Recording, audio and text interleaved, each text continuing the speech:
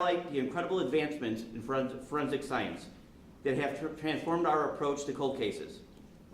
Techniques that were once unimaginable are now possible, allowing us to uncover new evidence and bring closure to families who have wanted justice for far too long. Justice help guide our efforts every step of the way. We are also grateful to the Illinois State Police Crime Lab and the DuPage County Crime Lab. Their guidance and support as the investigation progressed.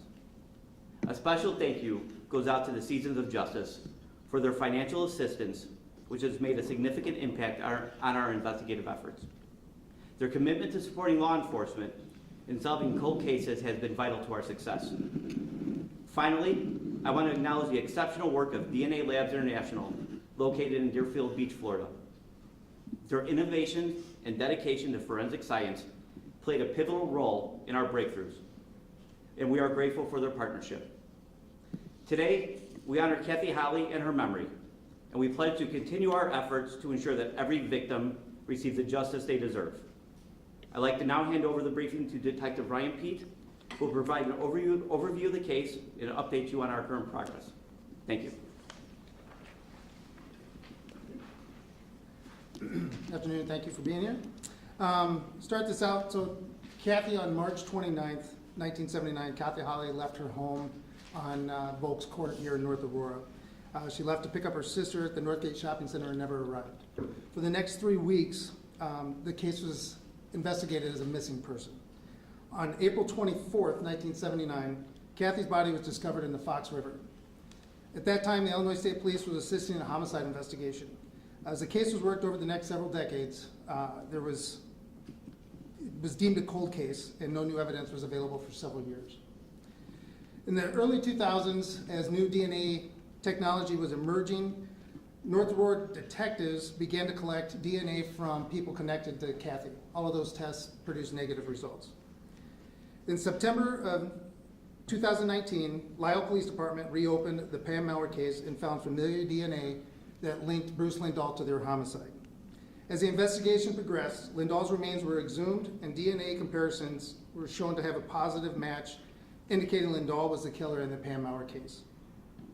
In 2020, North Aurora detectives began to look back into the Kathy Holly case, and they were able to meet with the investigators from Lisle PD. As part of that investigation, evidence in this case was inventoried, inspected, repackaged here at the North Aurora Police Department. Some of that evidence was sent to the DuPage Crime Lab for additional testing. The evidence from the DuPage showed that there was a mixture of two individuals. However, any DNA that was located was too degraded to create a working profile. In December of 2022, North Aurora learned that there was a box of evidence at the Naperville Police Department that included belongings of Bruce Lindahl. Some of that evidence showed Lindahl would have frequented the Northgate Shopping Center, which is where Kathy was employed at the time of her death. Around that time, I attended a Nemert lead homicide course, and one of the instructors there was Orland Park Deputy Chief Larry Rafferty. Larry presented a block of instruction on DNA technology, most notably the MVAC DNA vacuum and its ability to collect DNA from older cases. And we were able to see that that technology can generate profiles from where other testing cannot. In January of 23, I reached back out to Larry Rafferty and we discussed DNA technology and some of the labs that offer the MVAC technology. He recommended DNA Labs International out of Deerfield Beach, Florida. Through this discussion, Deputy Chief Rafferty recommended reaching out to Kara Stephenson, a forensic science specialist with the Cook County State's Attorney's Office. We were going to discuss best options going forward with what evidence she believed would be able to produce the best results for us. In February, the North Aurora Police Department and our administrative staff met with Cassandra Pressler from DNA Labs International to discuss testing plans and the cost of advanced testing. During this conversation, Ms. Pressler suggested we reach out to Seasons of Justice. She explained Seasons of Justice is a nonprofit organization that provides grants to laboratories for DNA testing to assist solving cold cases. At that point, Sergeant Jensen reached out to Seasons of Justice and applied for a cold case grant. We later found out that we were awarded a grant to cover the cost for this testing at these advanced labs. In June of 2023, detectives from North Aurora Police Department drove the evidence from this case to Deerfield Beach, Florida, and dropped it off with DNA Labs International. In August of 24, North Aurora Police Department received a report from DNA Labs International that showed that DNA, approximately 9.4 trillion times more probable to have originated from Bruce Lindahl, was present on Kathy's clothing. So it is our belief that on the night of Kathy's disappearance, Lindahl was able to abduct Kathy in the parking lot of her apartment complex. He then drove her to the area of the Fox River where her body was later discovered.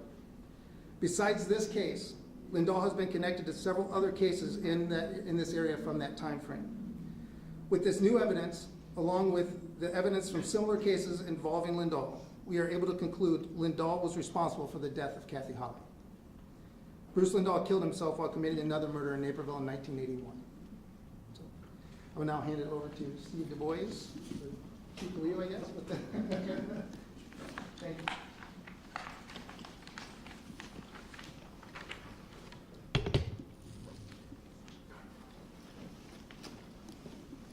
Hello, I'm Steve Du Bois from DNA Labs International, the lab that was used at the very end of this investigation. I'd be remiss if I didn't talk about all the detectives, all the crime scene personnel, everyone that was involved in this chain. If that chain had been broken anywhere, we wouldn't be here today. So with all of those people involved, we were able to come and get to this conclusion. The piece of equipment that we talked about, the MVAC, to put it in a very simple term, it is a DNA wet vac. And the scientists are all going to, I'm a retired law enforcement, the scientists are all going to get mad at me for describing it that way, but that's the simplest term. It sprays a solution onto a piece of evidence and then it sucks it back up. It's much better than just swabbing that piece of evidence because that solution will get into the fibers and then be pulled back and you can get evidence. You can get DNA. Now, with this particular case, with the body having been in the river for 3 weeks, it was very important that we get every bit of evidence, every bit of DNA that we could possibly get. And the MVAC was one of the techniques that we used. So we would just like to thank all the detectives, everyone involved, all the crime scene personnel, because I'm going to go back to it. If that chain had been broken somewhere in the year from 79 to now, we wouldn't be here today.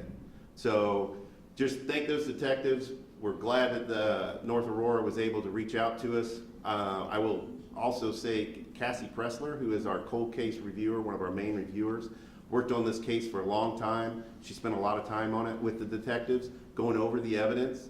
And that's what cold cases need. They need a teamwork of the detectives, the forensic people, and our lab, we've been in business for over 20 years. We're one of the largest private DNA labs in the nation.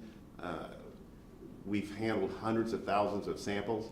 So you come to us because you need speed or you need new technology. And that's what we're able to use in this case was new technology. Thank you. Up next, I'd like to call our King County State Attorney, Jamie Mosser. Good afternoon. First, I would like to extend my condolences again to Kathy's family. To lose somebody in such a violent way, and then just to live year after year not knowing what happened to her or who did it, is a nightmare that no one wishes upon anybody. I would like to echo the words of Chief DeLeo that but for the work of the detectives and the hardworking men and women here at the North Aurora Police Department, we would not be here today. They're obtaining the evidence, repackaging the evidence, and continuing to try to find justice for Kathy is the reason why we're here today. Upon the discovery of this new DNA evidence, the North Aurora Police Department asked me to review the file to see if we would file any charges. We reviewed the facts of the case that happened in 1979, and we also reviewed the other cases that were identified to be related to Bruce Lindahl during that time period. Because of the pattern and practice of how he would abduct and murder his victims, we found that to be similar to what happened with Kathy in 1979. The evidence that was obtained and then eventually identified through DNA evidence was also thoroughly reviewed by my office because this is not typical of how we would work DNA because this is ever-evolving technology. We found that that science was good, that it did in fact show that the DNA that was found on Kathy's clothing belonged to Bruce Lindahl. As such, had he not killed himself while in a murder, we would have authorized first-degree murder charges against Bruce Lindahl, and we would have proceeded to trial on that. Because he has passed away, we're not going to posthumously do any charges, but to the family, I want you to know that this would have been a case we would have charged. We would have actively prosecuted it, and I'm confident that based on the work of the detectives at North Aurora and all the scientists involved with the DNA labs, we would have finally obtained justice for Kathy. Thank you. Our next speaker, the family has a prepared statement. Deputy Chief Gorski has been a liaison for the family and the PD for a number of years, so we found it fitting for him to read that statement.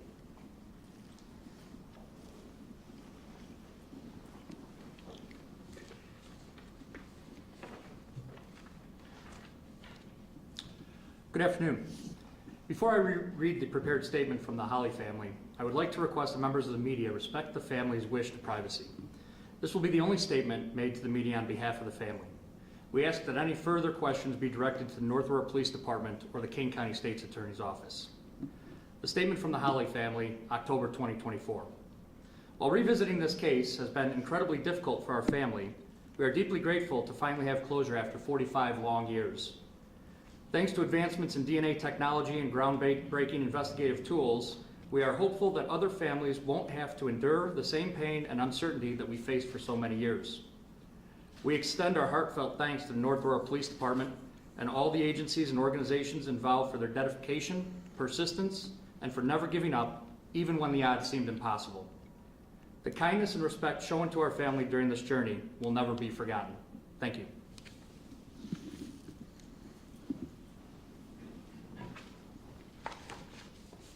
Our next speaker will be Mayor Gaffino.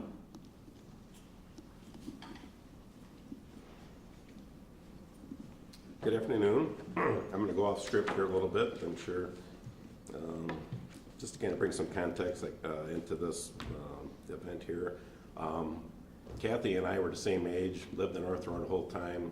I remember as a 19-year-old, it was pretty scary, this whole event that went on here, you know. So North Aurora never had issues like this. So here I am today speaking to you all. So I'm going to echo Chief DeLeo today. It's a solemn occasion for many reasons. It's also an occasion that reflects the strength of our community and immense pride I feel in our North Aurora Police Department. I've always had that pride for decades of work and commitment to find answers. North Aurora has always had a police department that strives to put our community first and support its members from the smallest of incidents to horrific tragedies such as this. To see the department continue to work this case year after year, even when the technology did not exist to pursue such leads, never give up, achieving justice for Kathy Holly and her family. It makes me so proud to be a resident of North Aurora and the mayor as well, and so grateful for the hard work, dedication of our officers. While I truly hope such tragedy never befalls another family, it brings me such pride and hope in our department to know that we will never stop working to find answers, to bring those accountable for such acts to justice, and that we'll always be there for our community. To which I will now like to address Holly family. I cannot even begin to imagine the pain you suffered over these many years. Losing Kathy, the years of no answer. The years of grieving have to continue on without her. And then this past year, where answers were at hand, but those painful memories and feeling lost were revisited. And while I know there is no clear timelines to such grief might fade, might become a little less painful, I do pray that you can find a measure of peace with the answers uncovered. Please know that our North Aurora community is always here for you in whatever way possible. Thank you.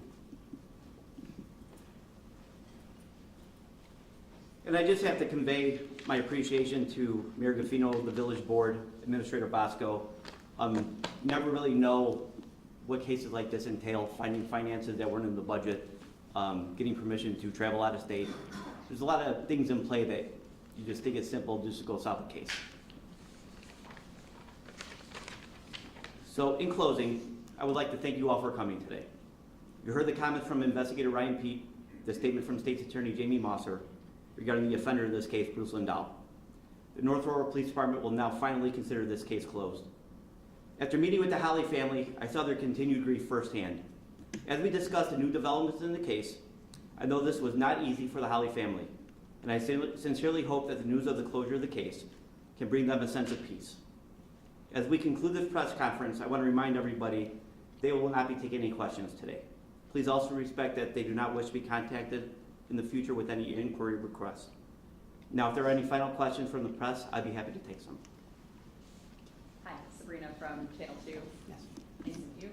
Can you talk a little bit more about the DNA that can allow you from the previous case to make all these connections for now, this case, for the previous victim of Bruce Lindahl's? And then in addition to that, are you anticipating any other victims, any other Sure. cases? So, like as Ryan Pete said, Lyle PD had the DNA sample. This then allowed us to send this to a lab to match. We're hoping that this leads to future cases. Investigator Pete reached out to local communities saying, hey, we solved this. Here's how. If you have any questions, you can contact Lyle PD, North Aurora PD, or anybody else in the area. Right, you want to follow up with that? Yeah, so again, Lyle's case on this was the henchpin that kind of like set the dominoes falling on this, so thank you guys for that. With this case, we were able to do a direct comparison to Bruce Lindahl himself from the work that they did on their case. So we were able to take that evidence and then do a direct comparison. So having a known offender in the system made that a lot easier for us to be able to positively identify him as the offender in there. Do you expect that there might be more victims that you'd be looking into, or that? There are several cases that have incredible circumstantial evidence, but it's irresponsible to say yes or no without having definitive proof like we have in this case here today. Did you ever interview Lindahl about her disappearance? During that time, that was before my time. I can't answer that question honestly. I don't know. You talked a little bit about cost involved. Can you give us some idea of how much Sure. this costs to do? So it's all dependent on how many items of evidence you have. For example, how many pieces of evidence do we have? Do you know? A lot. Okay, Yeah. so we met with DNA Labs International, and the initial cost was just under $23,000. So what we did then, we met and you picked which evidence you think would be most conducive to getting a match, and you do it in batches. So the first batch was going to cost us around just under $10,000, I would say. Seasons of Justice, when Kyle applied for the grant, we received the grant for $6,700. So really a cost of the village of under $3,000 to solve a cold case. But yes, that was new for all of us as well. Maybe if the DNA International folks can step forward, talk a little bit more about the idea that you can recover DNA from a body that's been in the river for more than 3 weeks seems rather incredible. How common is it that you can do this kind of thing? And talk a little bit more about a DNA vacuum cleaner. The MVAC has been around for a while. It just hasn't been filtered into a lot of the state laboratories, so it's not readily available for like local agencies to use on a no-cost basis. So my owner, if she decides there's a piece of technology that's going to help crime, help solve these cases, she can go out, get it, put it online, get it validated, 6 months. State lab, that might take a little bit longer. So we're just going to have newer technology. The MVAC, literally, it's as simple as I said. It sprays that sterile solution onto, most of the time it's clothing, but we've used it on a lot of different items. I think the very first case it was used on was a rock. It has to be a porous, semi-porous piece of evidence. It gets down into all the little nooks and crannies, and then that sterile solution is sucked back up. It's literally like a wet vac. That solution is then poured through a filter, and that filter is what's moved forward. Normally you'd swab something, so that filter kind of replaces the swab. It's an amazing piece of equipment, and used properly, it can move a case forward that has evidence that might be degraded, might not have been in the best environment. There are all sorts of things that can be used. But the other thing is, in like 2017, all the DNA kits that were created were upgraded. They're much more sensitive, and they're getting more sensitive every day. So the very thing we use to create the profiles is now more sensitive. So you have all of these technologies that are built on each other, and you're able to get things that you didn't get before. I think, you know, if DNA had been back way back when they tested anything, they would have probably not found anything. Because there are limits, what they can see and what inhibits the DNA, we can go much lower now. Does that answer your question? Yeah, and then can you then disambiguate between two different sources? Yes. The other great thing about any lab that uses it, a lot of the federal labs use it too, it's called StarMix. If you have mixtures of multiple people, this will separate them. And I'm gonna butcher this scientifically. I'm a retired cop, like I said, I'm not a scientist. But it basically separates them out and allows us to then compare. Like here we actually did the sample of the suspect for the other agency. It allows us to take that STR, that short tandem repeat, which is the normal forensic profile you use, and compare it to the evidence. So we had both of them. This wasn't like CODIS, it wasn't put in the national database. They were a one-to-one comparison. So when you get that, and all of those dominoes fell in place, we get this kind of result. Did you say that the DNA was found on her clothing, inside her clothing, or on her body, skin, whatever? So all the articles that we tested were clothing. So when we originally met with Ms. Stephenson from the Cook County's office, we kind of devised a plan as to where we thought the strongest evidence would be, and we started with that, and we just happened to hit a home run on our first try. We started with their clothing. What type of DNA was it? Or was it? It was just, skin, hair? I don't know that for sure. Yeah, it was a. Detective, can you speak just kind of more broadly about the importance of solving a case like this and being able to bring this home after so many years? Yeah, this is a tough one for us. I guess that the solemn pride in it is that, you know, it doesn't save Kathy, it doesn't hold any justice for Bruce, but it's, you know, the pride that we were able to give closure to the family on this. That was really important to us. And like for me personally, like all my mentors coming up the ranks worked on this case, and then I got to be the one that typed case closed, which is a really neat, like, little feather in my hat for that. So it was, that was just that part. Yeah, it's just kind of a humbling pride.